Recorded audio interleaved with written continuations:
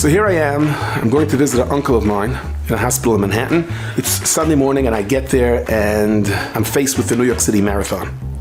They're running across First Avenue and I wanted to cross the street and a police officer said, "You can't cross now." I said, "I have to visit my uncle in the hospital." "You can't cross now."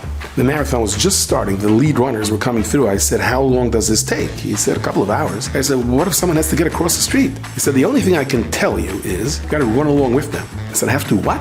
"Well, you can't cross, cutting them off, but if you kind of run along with them and change lanes, you can do it." Let me tell you something. The last thing in the world I thought I was going to do that day was run in the New York City Marathon with my bekasha and my hat.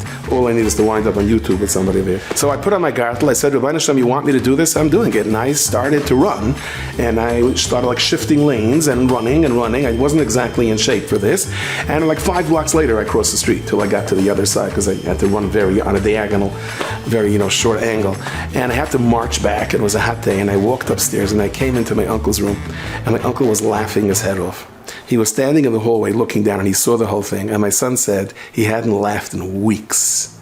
I said, "You know something? The Rabbeinu Shalom knows where we are. And because he knows where we are, that means that the nisyonos you have, you can deal with it." You know the story, this guy comes out by a party and says, "Listen, I want to make an exciting party. There's a crocodile in here. Whoever jumps into the pool and outswims the crocodile, $50,000 right here and now."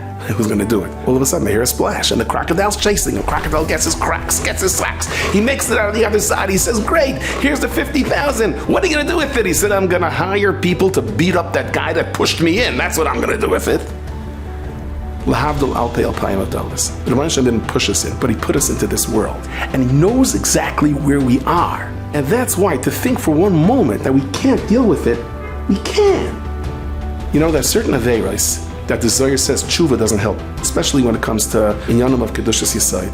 But the Shlosh says there's a higher level of tshuva, a much higher level of tshuva that does work. Yeah, who could do that high level of tshuva? Says the Satmar Rebbe in the Sefer Divrei Yael, in this world, we are faced with such unbelievable tests and nisyonos. Any move we make to try to accept the fact, I know Rabbeinu Shalom, you put me here, and I know I can do it, to believe in that and make a move in that direction, that is the highest level of tshuva possible.